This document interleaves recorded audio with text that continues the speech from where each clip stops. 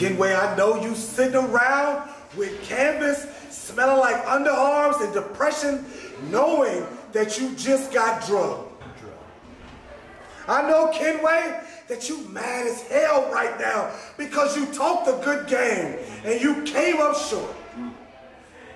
Kenway, the Kenway, what's wrong, my G? What's the problem? We didn't have any issues, but now you want to come at us. Now you feel in your soul that you need to be, what, something that he's not? Eradicated. Kenway, I tried my hardest to do something that I don't do. And that's show a little bit of love and leniency towards you. Leniency. You said I'm a mentor. I helped you. I taught you how to cut a promo. I taught you how to fight. I even hooked you up with canvas. Oh, canvas. And this is how you gonna treat me. You know what they say? Sometimes it be your own people that be the biggest bitches in your life. Niggas be ain't shit. And if history proves and history shows, Kenway, you are not anywhere near the level to even compete with the hierarchy. Why are you capping, sir? No way, shape or form, he's on the level to compete with any of us. No, damn. But if we're gonna talk about levels, let's talk about your boy. Your boy's been on a new level. I'm talking racking wins up. I'm like 3-0. 3-0. If they had pictures of song titles, it would be you, and underneath it'd be A$AP Ferg's new level. Because that's what you want. I'm just trying to give back to y'all. You know, I think y'all gave me enough. It's time that I whip ass and get back. You know what I'm saying? Taking that game. And we appreciate you for this, Troy. And a true artiste needs to let it be known that you are looking at a table the caliber of the Last Supper. Oh, man. No Judas, because we don't turn on each other. This is a beautiful thing that has come together. To my right, I've got a man that can smash anyone apart. In the middle, we have a mastermind who lays out the plans so that all fall before us. To my left, we have a bright, shining star that will... We have a prince who will show you why doves cry when he gets in the middle of that ring and he flies so high into the sky. And he's going to bring a revolution. Tell him. And then myself, a technical genius, an artist, a master stroke. Now, the only piece that we're missing in our puzzle is, of course, our grand champion, the crown jewel. The champ. ACH. Now, ACH, we understand that you're on a spirit journey that we can't pull you from right now. You are in a dimension that we cannot find you in, but when you come back, you will help us to keep order and restore all that is great. Fix your face. In the hierarchy. We are the power. We are the vice that takes all that we desire. Joe, put the signature on this poem. And if you don't know by now, let me kick it to you Shakespearean style. Yeah, we are the vanguards of Atlanta. We are the forebears of Atlanta. We are that heat. We are the Wu-Tang Clan of this here. The trap, the 36 chambers, we've unleashed every single one of them. And even though Super ACH could not grace us with his presence. That has a little bit of, I got a little shade there. Hey, no shade. We all in the sunlight here. We form like Voltron. And if anybody want to step against this collective here, just know you gonna get put down, your bitch gonna get took, and your drink gonna get drank up. Oh. Yeah, ho. Yeah, ho. Yes, whore. Did you just say yes? Yes, whore. I'm an artiste. Okay, I got you. I have to be the proper one. Right. 2-finger salute. Hey. Don't sleep on us, because we never sleep. We like meth. Oh, shit. Meth. And the drug references that begin. I don't want to do this anymore.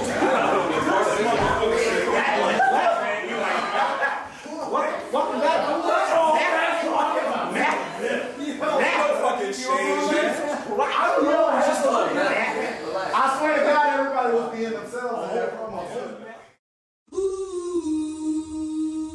May, what up? Let me talk my shit. I'm tired of quarterback. I call a plays from inside the huddle. When you speak, you barely leave a puddle. Try to roll from the rubble. Kid, I'm the one running.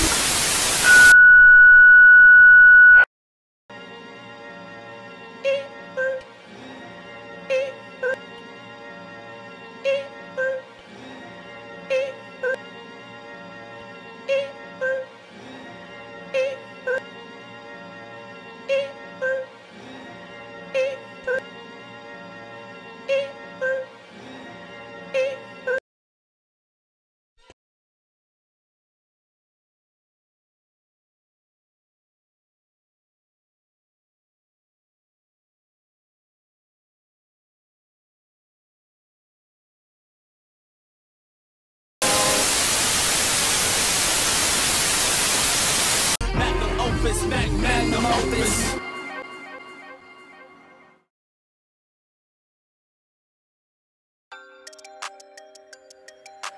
Some very strong words to open today's Pirate TV. I'm Josh Wheeler, and today we are celebrating Swagnum Opus Weekend because later today at District Atlanta, 6:05 p.m. bell time, we set the standard once again for professional wrestling in the city of Atlanta.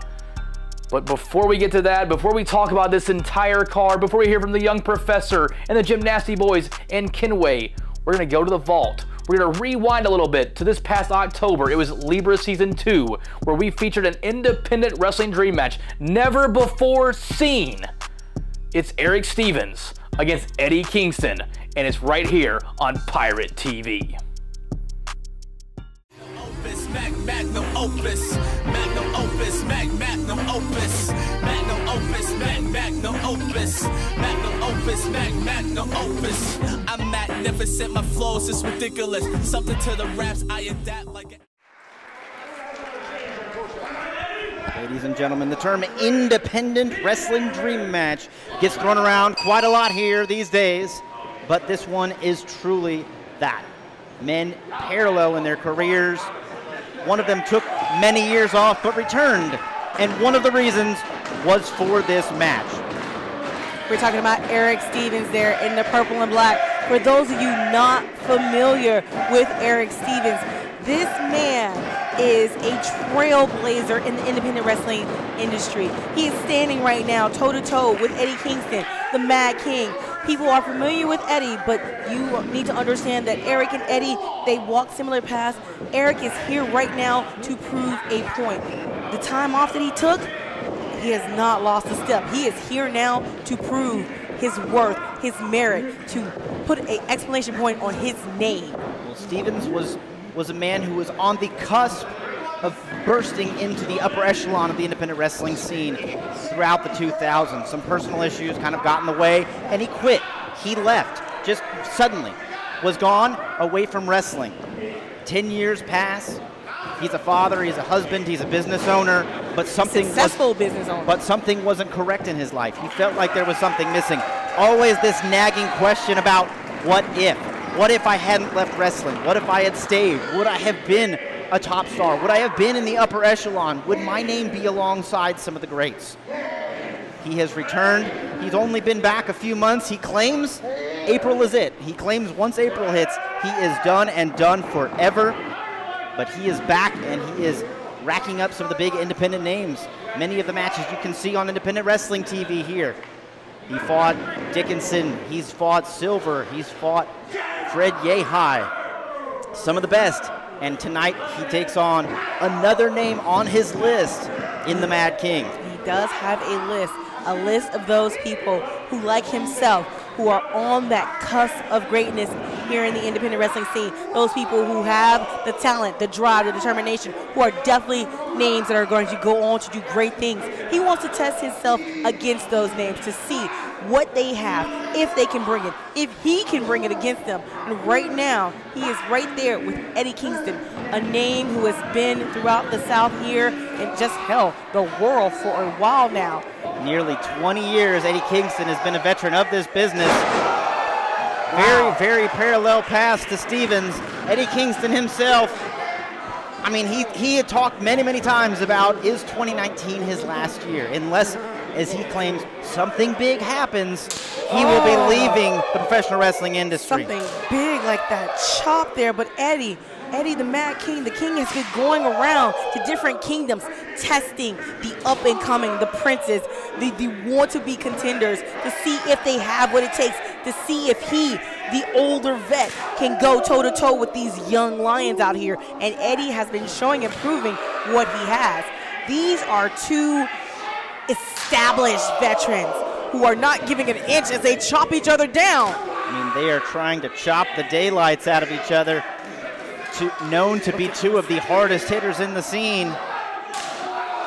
You can see their redness building up on both their chests.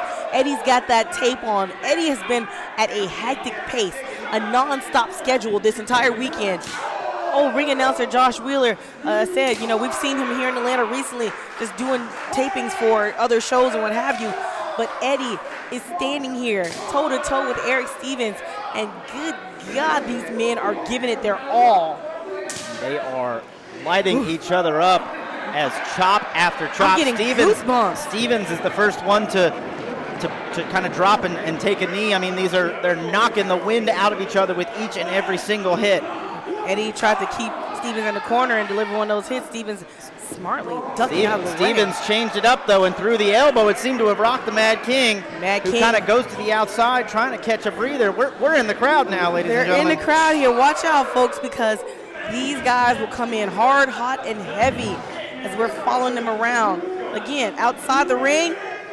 Oh, Eddie just walked out of the way, sidestepped Stevens' bare hand striking the ring post. And he's fighting. He's going fighting. He's going right to the hand now. That same hand that he struck that iron ring post with, Eddie's just taking a bite out of this man's hand. This is ridiculous. It is great. This is what wrestling is all about, ladies and gentlemen. Oh. Stevens with the charge, shoving the lower back into the apron. Trying to get a reprise there from Eddie. He's got to shake that hand out and check, make sure he has all of it. Eddie could have taken a plug out of him. Stevens now in firm control, dropping yet another forearm strike there to the neck that time. And to the back of the neck, Danny. What does that do to a competitor when you have someone hit you with that kind of velocity to the back of your neck? I mean, it is taking away your equilibrium. It can knock you out cold with a single strike. He's now got the stretch plum on, pulling at the neck and that shoulder that has the tape on it. Do you see, as Erik Stevens has his arms, he's hooked his hands behind himself to kind of get more momentum or more stretch there. Stevens now going to, is now in a lot of trouble, center of the ring, as Kingston has the Fujiwara armbar locked in. Kingston got out of that maneuver. Look at this. He's twisting at that wrist. The long legs of Stevens able to get to the bottom rope and force the break. He had no way but the rope break to get out of that. Kingston had him dead to rights. Ooh, good Stevens God. Still get the first strike in and drops Kingston. Did you see his legs crumple? He's on Dream Street. He's blinking. He doesn't know where he is right now. Not something that happens to Kingston very often. You see he's a little slow on the step there, is almost tripping over Stevens before catching a back elbow right to the mush. Erik Stevens there standing tall. He's feeling himself right now in the cover. Barely a 1 count as this match is far from over. But again, going to the back of the neck, kicking Kingston in the back of the neck, kind of disorient him some more, trying to... Kingston has prided himself on his toughness, on his ability to absorb punishment and continue fighting back. Stevens is now testing that, as you mentioned, going to the neck and the back of the neck. Now, not quite just your normal rear chin lock. He's more of a neck crank there, as he is cranking on the jaw, but he's twisting and turning that neck into a different submission. The maneuvers, if you guys didn't notice, that Kingston, he had his arm pinned back by Stevens just to keep, him in that predicament. You see that right there? Stevens fired a shot. Kingston looked like he was going to retaliate, but stumbled back to the corner instead. I think Stevens has Kingston rocked in this one. He does. I don't know if Kingston was realizing just how hard a contest this was going to be in every sense of the word. But Erik Stevens is not a slouch out here in this ring. He might have been gone, but definitely has not forgotten how to throw hands. Well, he's been back for a few months and in some of the best shape of his entire life. Those who saw him in the early 2000s, he was a much more powerful, stocky individual. He has since leaned out, tightened up that muscle mass. Kingston trying to knock some of that muscle off. Increased his speed there, as you see that into play. Kingston catches him though. Exploder suplex, dropping Stevens on the back of his head, but Stevens up. He popped right up. With an exploder of his own. Kingston back up. Both men thinking the same thing, hitting each other with clotheslines. Neither man going down though. Kingston with the back fist. Stevens ducked it. Stevens firing there with a series of elbows before getting clotheslined almost out of his boots. Both men down in this ring after that flurry of offense. Just literally hitting each other with everything that they have. Again, these are two men who are, you know, not in their prime, but at their perhaps tail end of their careers, sitting here putting on a display, a damn clinic right here in Atlanta Wrestling Entertainment. Both of these men are looking towards retirement at the end of the year, but if they continue like this, I would say they could go another 5, maybe 10 years. Back fist to the future miss. Stevens had it scouted. Look at this. Big hooking clothesline.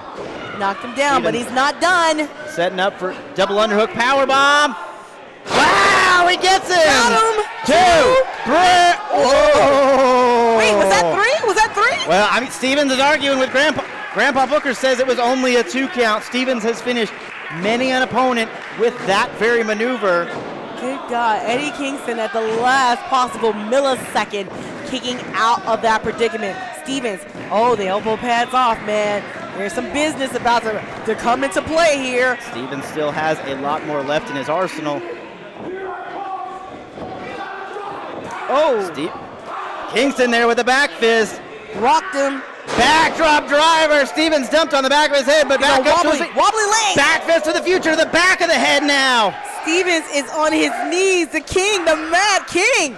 Boom! Holy crap! That's it. He's out. 1, 2, 3. You could count to 100, ladies and gentlemen. Your winner, Eddie Kingston. An outstanding contest, as we knew it would be. Eddie Kingston proving that he, after nearly 20 years, is still at the top of his game. But you have to give props to Erik Stevens. This man walked into this ring ready for a fight.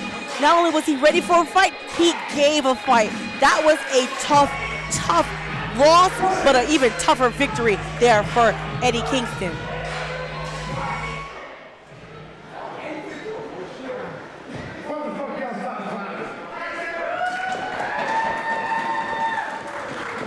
Is he having fun?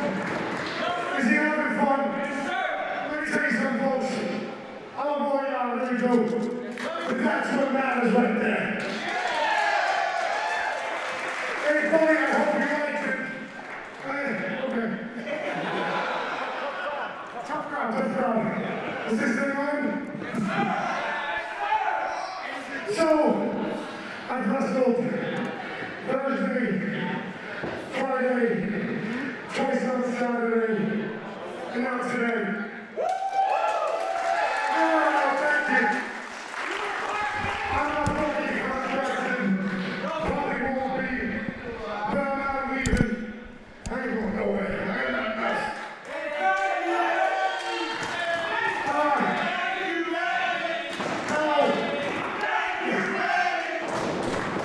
Thank you. The reason why I still do it is because of you guys, little ones up there, little ones right there. But I also do it for real guys in this business who are workhorses, who get it, who don't need to kiss ass. If they're gotta do things their fucking way, like my man Homicide, just like my two other ex-brothers, and like Eric's fucking Stevens. This man beat the shit out of me in Ring of Honor, and you beat the shit out of me here. But goddamn it, man, I'm not gonna lie to you. You were one of the best back then, and I don't know how the fuck you do it. You took a fucking break, lost all that weight. 9 years. 9 years and you're still fucking great. I don't get it. I just want to say, the reason why I even came today with this fucked up shoulder and just mentally whacked was because of you. You're one of my favorite human beings, let alone one of my favorite wrestlers. Ladies and gentlemen, you can cheer me. That's great, thank you. But guys like Erik Stevens deserves a lot more. So, I'm gonna leave. I'm gonna shake your hand.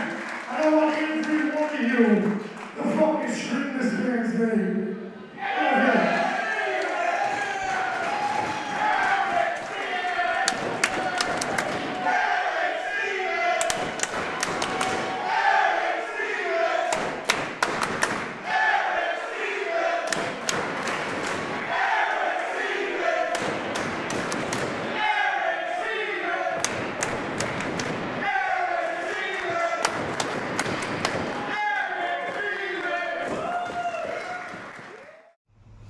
March 15th, we take on Young, Dumb, and Brilliant. Okay. I'm not going to sit here and try to be funny and make fun of your names because you are the tag team champions. So for that, I respect you. But that's all you get from us. That night, we were taking your titles. We were beating the ever-loving shit out of you. Because you two represent Atlanta right now. And that does not fly with me or Mike. Atlanta is Gymnasty Boys. Boys, I need you to understand this. We are not coming here to fuck around anymore. The laughing, the joking, the hands are gone. These hands deserve championships. So we're coming to take them. Straight facts. So I will say this since we're here. We're old, dumb, and rich as fuck. And we're gonna bust your damn heads when we see you. Because we tired of playing with these little boys in our streets. Tag team wrestling anywhere, whether it's Atlanta, all the way to California, Daddy. We run the block. And the block stays high. So come find us. Holla. All right, so in summary, everybody, remember a couple of things that we covered today as part of our studies at the Academy. Stay loyal to your team. You are a team. It's best to stay together. That is how things get done. Anticipate the movements of your opponent. Remember, we talked about this. Being able to recognize patterns and, of course, doing your very own tape study, that's going to be helpful as well. Adjust on the fly. This is very, very, very important. You have to be ready for things to go wrong. Not everything's going to go your way. You need to adjust in order to be successful. And last, but certainly not least, remember, victory by any means. Do we have any questions?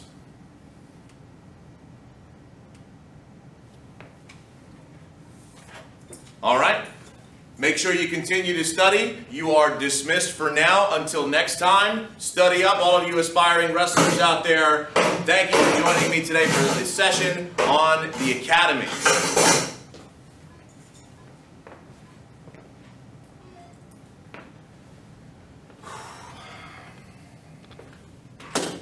If only these lessons would permeate with everyone.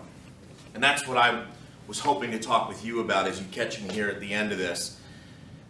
Talon Oxen and Ethan Price, my students in the Academy.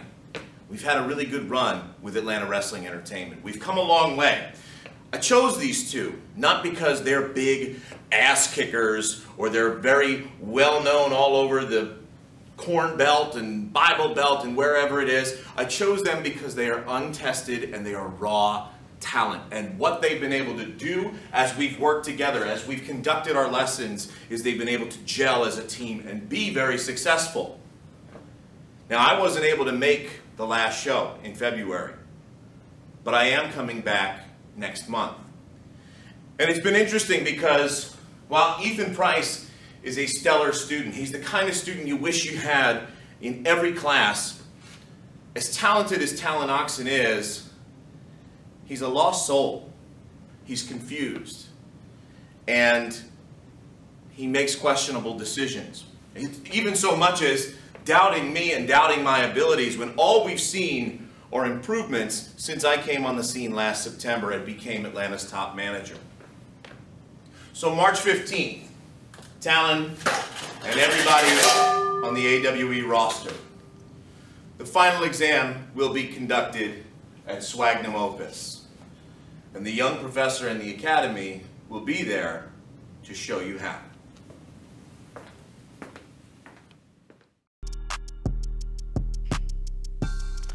Again, it is Swagnum Opus weekend. You just heard from the young professor. He's got his big final exam later today at District Atlanta. The last time we were at District, we crowned the very first ever Roar Wrestling Crown Champion. We have our big ceremony today. You're about to find out who wins that championship. You're gonna find out who gets to wear the first ever Roar Wrestling Crown. The match is next. It's Aria Blake. It's Shalandra Royal. The winner of Block A, the winner of Block B, and there are no goddamn rules. Roar is next on Pirate TV. Magnum opus, magnum opus, magnum opus, magnum opus, magnum opus, magnum opus, magnum opus. I'm magnificent, my flows is ridiculous. Something to the raps, I adapt like The following contest will be one fall, absolutely goddamn rolls or something. One, you know what, fuck it, no time limit. You guys, whatever you guys think, fucking make this match over with. The winner will be crowned on March 15th. Let's meet the winner of Block B. She is the first lady in the hierarchy. She is professional wrestling spoiled brats. You can find longest tenured member of Roar, even after signing a contract, unlike the other girls. It's true. She's been in her TV screen. A lot of you are on her Patreon. If you're not, please join it. She needs the money. This is her boyfriend accompanying her on her law. Ladies and gentlemen, this is Aria.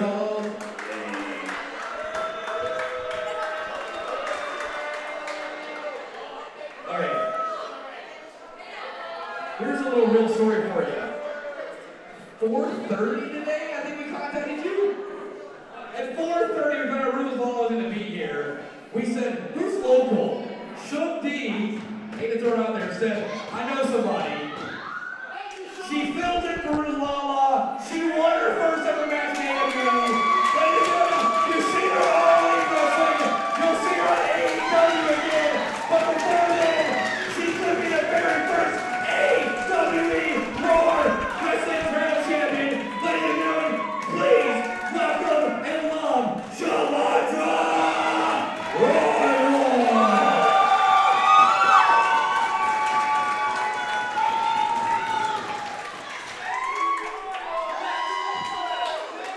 It is our main event of the evening for Atlanta Wrestling Entertainment presents Set It Off.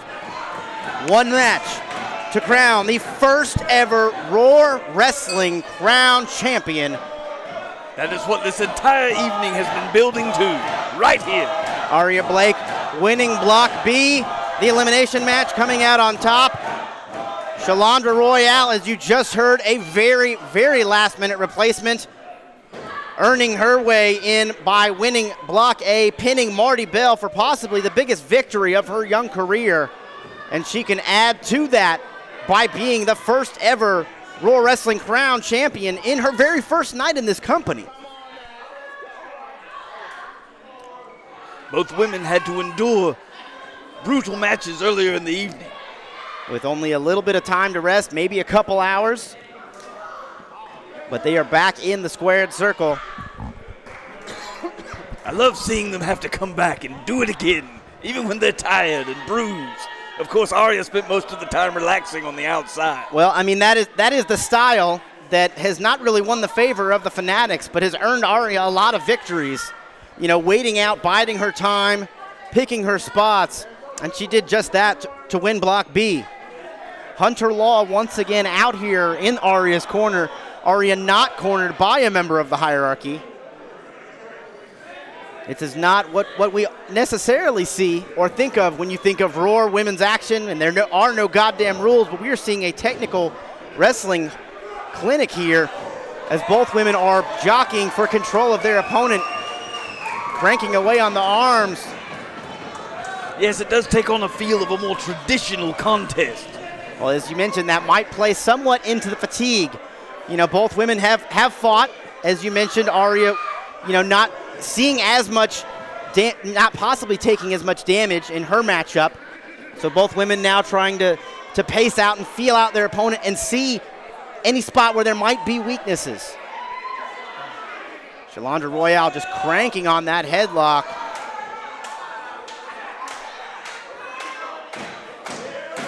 Blake backs her up, shoots her off. Royale shows her little bit of power.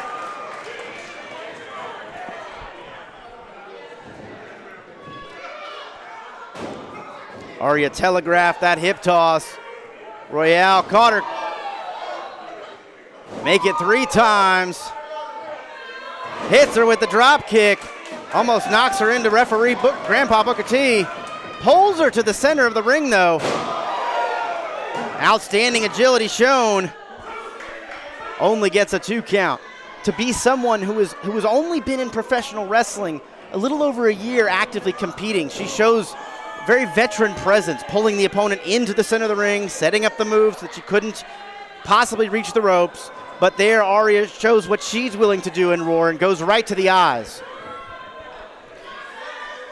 Aria Blake was willing to play nice, play it fair, until it didn't come into her favor. Now she's using the ropes to try to choke the life out of Royale. And this being a Roar match, totally legal. Totally legal, absolutely. I mean, if Royale were to submit right there, that could be the end of the match. Aria catches that kick, heel right to the jaw. Something her boyfriend Hunter Law loves to do. Kick square right into the head. Might have been given a few lessons there. Now once again, Aria just choking Royale, contorting her own body to do so. But that could work her disadvantage. The pinfall or submission must occur in the ring. You are absolutely correct about that, Talifero. They can brawl on the outside all they want, but Grandpa Booker T will only count a pinfall or submission within the ropes. See, I am capable of following the rules, though I choose not to. Blake pulling the shoulder into the post of the ring. Royale scrambling to get some distance between her and Blake. Little turnabout's fair play there as Royale throwing Aria into the ring post. I think Aria was able to kind of catch herself so not to hit with as much impact and go right back on the attack. Aria just mixing up her strikes into the midsection. Now choking Royale once again with her own hair this time. Nothing Grandpa Booker T can do. Match cannot end out there. She's not doing herself any favors out there. Now Blake just spitting on her, showing her discontent. Aria Blake has long claimed herself the queen of Roar.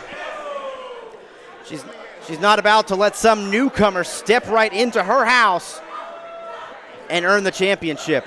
A newcomer who, in all likelihood, just as early as this morning, had no idea she would be competing for the title. Absolutely. I mean, Wheeler mentioned it, that they contacted her this afternoon when your client, Ruthless Lala, was unable to be here. And that could very well have been her right here in this moment. But that's for another time. Another time indeed. Certainly Lala will play continue to play as a major force in the Roar division. Aria was able to snap that kick right to the side of the head of Royale and now stretching her out in a rocking horse style. Nowhere for Royale to go. Even if she reaches the ropes, it will not force a break. Royale's going to have to fight her way out of this move. See, that's what makes Roar so special. You have to earn your break. Causes you to fight out of it either with your technical prowess or with your pure strength. Aria puts one knee right between the shoulder blades. Looking to lock in the butterfly effect, no doubt. She's got one leg in. She's got the maneuver half locked in. Put the other leg. There's the butterfly effect. Aria using her legs to push the neck forward. A lot of pain on the neck. A lot of pain on the shoulders of Royale. Forces your chest down. Takes the wind out of you. You could very easily pass out in a maneuver like this. Royale bridging back. Forces the pin. Forces Aria to break the hold. An ingenious way of escaping. Yes, when the ropes can't help, you must be creative. Royale rolled her up there with a sunset flip, showing she's still got a lot of fight left. Bringing that big, heavy shot there. I don't think Aria wants to get into a battle of strikes. It's not Aria's forte. It's a rolling elbow there. Make it a pair of clotheslines.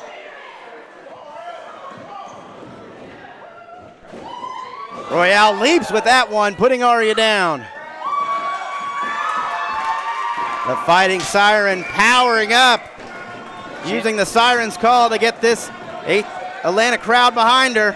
She's fired up. There's some athleticism with a sharp elbow right to the jaw.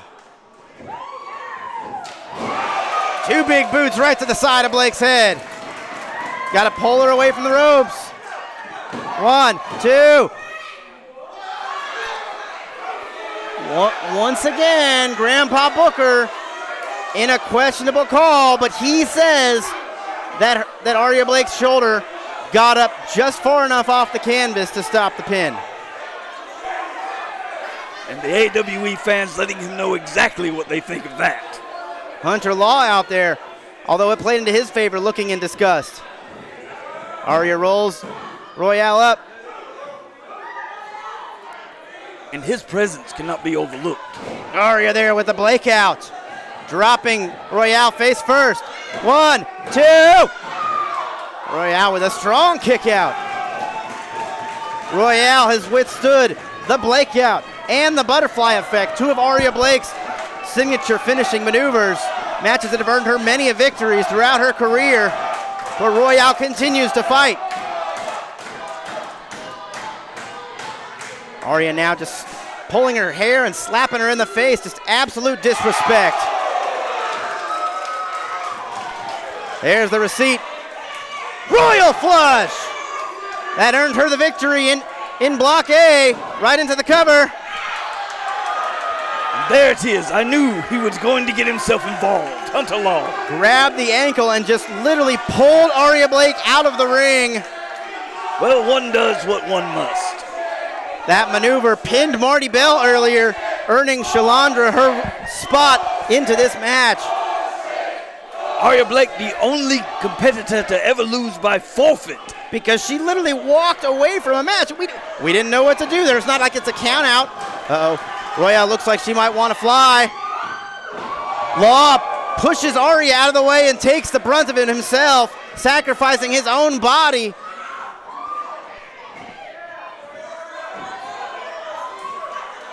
Royale now has Aria in the ring where she wants her.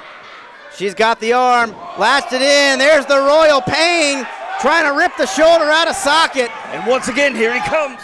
Big kick right to the head. Once again, nothing the ref can do. This is Roar. There are no goddamn rules. And Hunter Law gets himself physically involved in this matchup.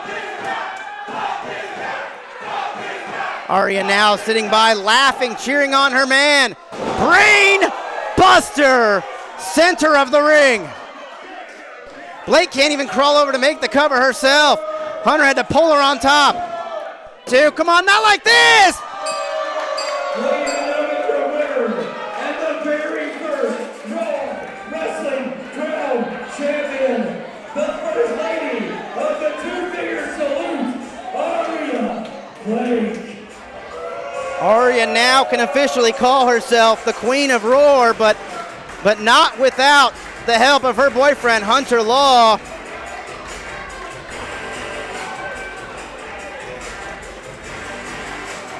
I mean, using full advantage of the stipulations within the Roar division. Shug D now out here.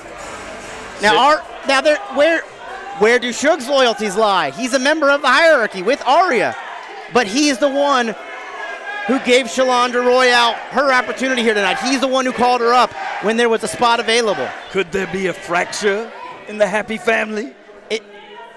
Shug getting in the face of Law now. Law not a member of the hierarchy.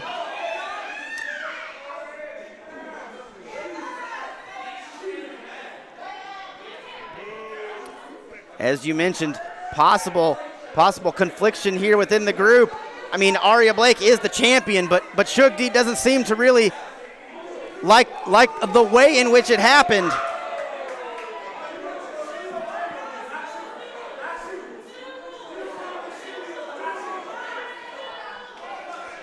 You heard Shug.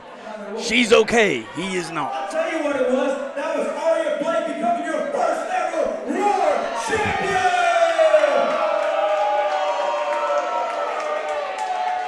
And I just want to say, baby, I'm so proud that you did it all by yourself.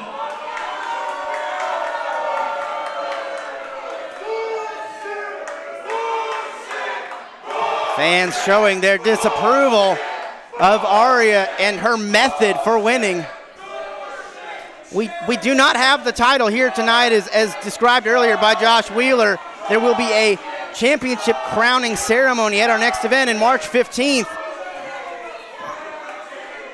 But Shalandra Royale fought hard, earned her place in this match, and quite frankly got screwed, albeit within the rules of the matchup.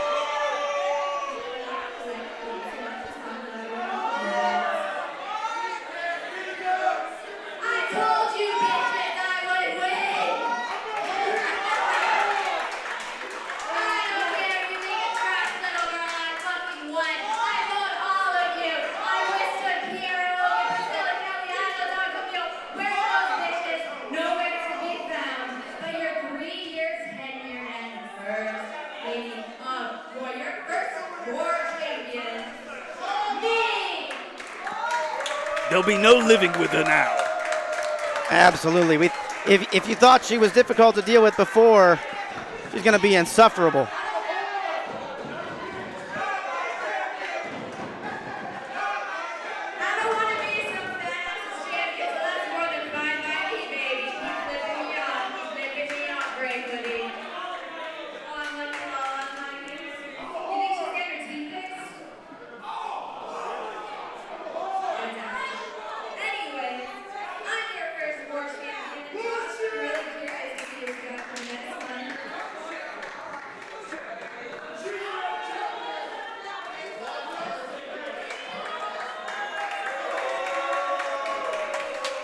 Talk about the confliction within Shug.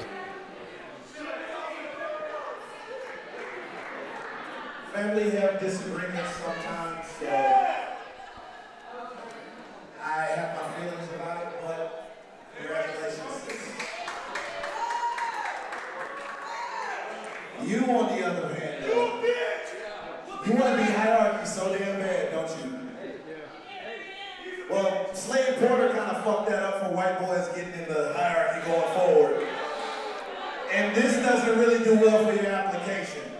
So, we're happy for her, but you, she's cool with me.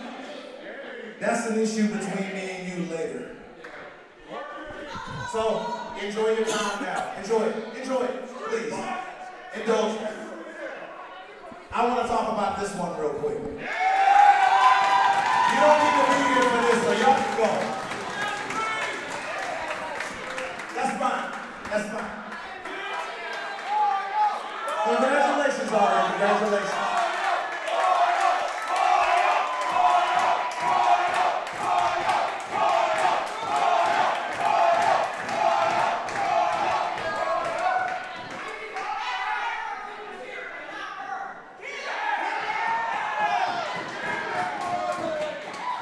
I don't handle the membership applications, but I will say this, Shalandra.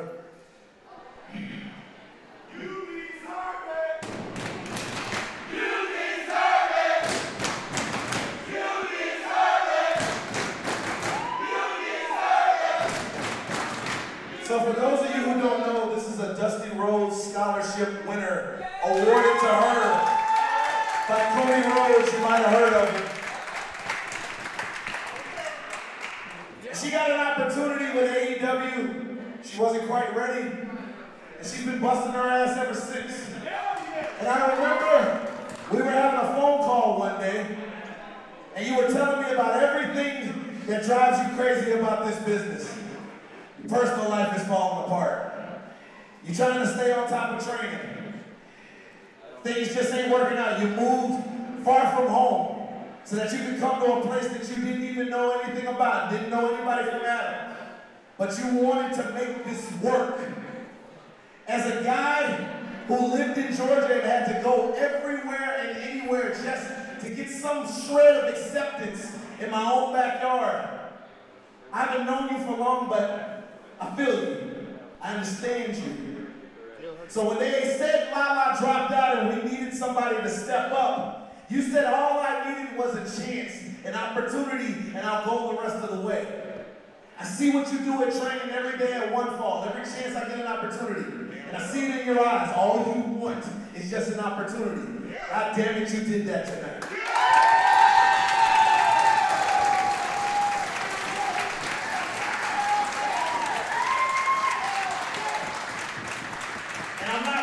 About the ending, but I'm pleased about the fact that even though you don't walk away with the championship, each and every last one of these people and the people that see this on IWTV, and hopefully the world realizes that you're worth more than you're feeling depressed, worth more than feeling like you're less than. I think you're great, and I think they know you're great. Follow your path. I believe in you. This is a loss for now, not a loss forever, okay?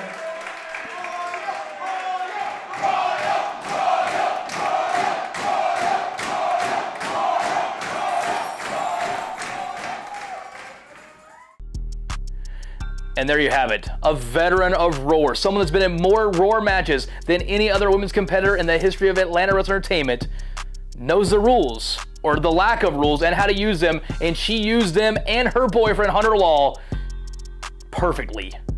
She defeats Shalandra Royal. Aria Blake is your first Roar Women's Champion, and today she gets her title. She gets the championship belt she's been waiting for. She's the first ever Roar champion. That goes down today at 6:05, and there's so much going down today at 6:05 at District Arena. If you do not have your tickets yet, there are still a select few available for $25. Let's talk a little bit about this card.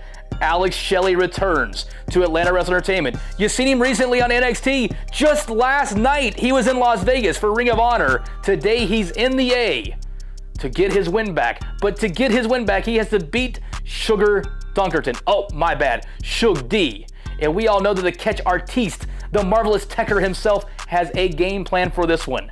This match is going to be worth the $25 alone. But then there's more. ACH is about to get super with the Georgia Wrestling Crown Championship as he faces AJ Gray. AJ calls himself the truth. ACH just calls himself the new game. Today we find out who's going to be the Georgia Wrestling Crown Champion.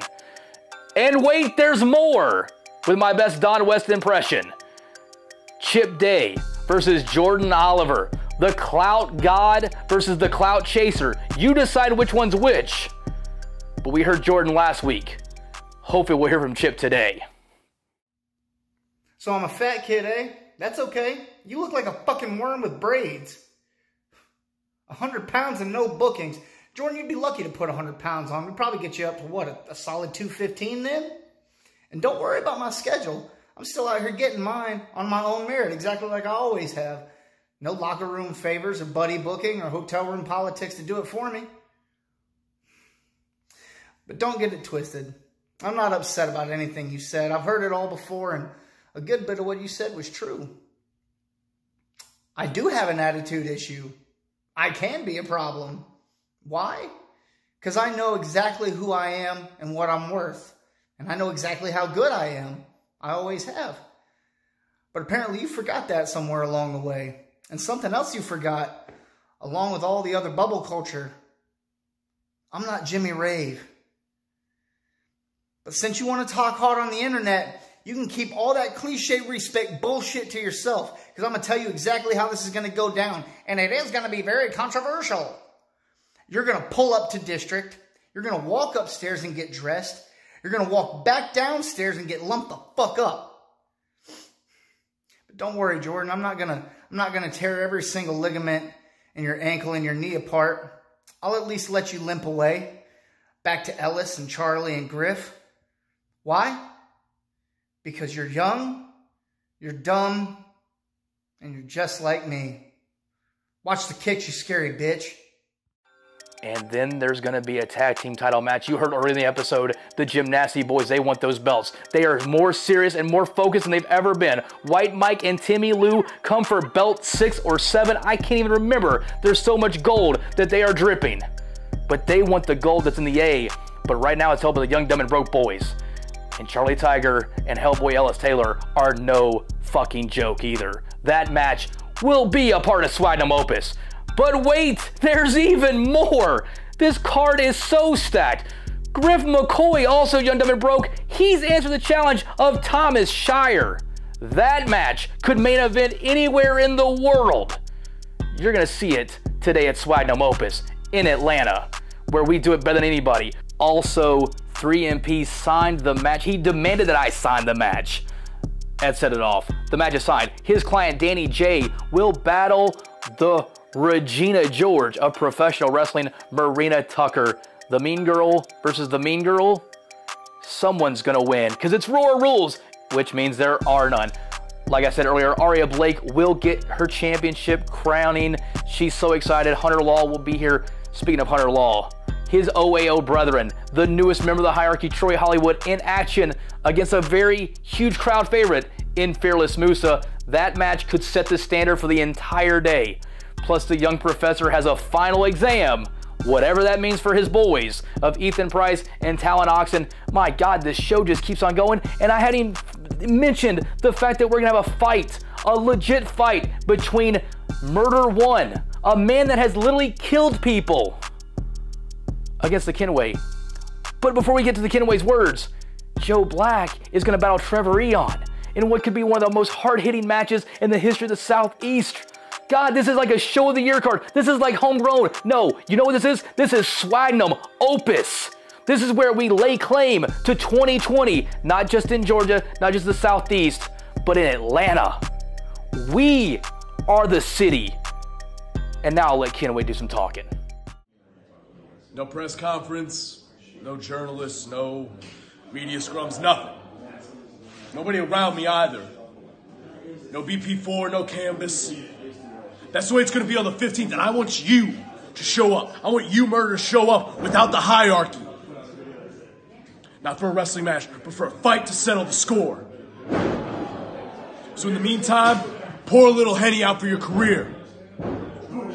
Because after the 15th, you ain't got one, old man. That's it.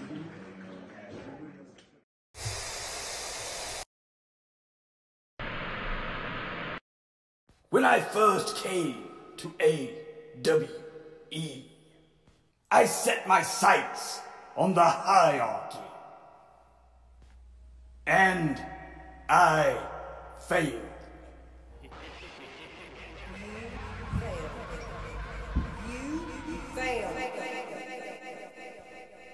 I then approached the real big hurt, DeAndre Jackson, and I promised him gold.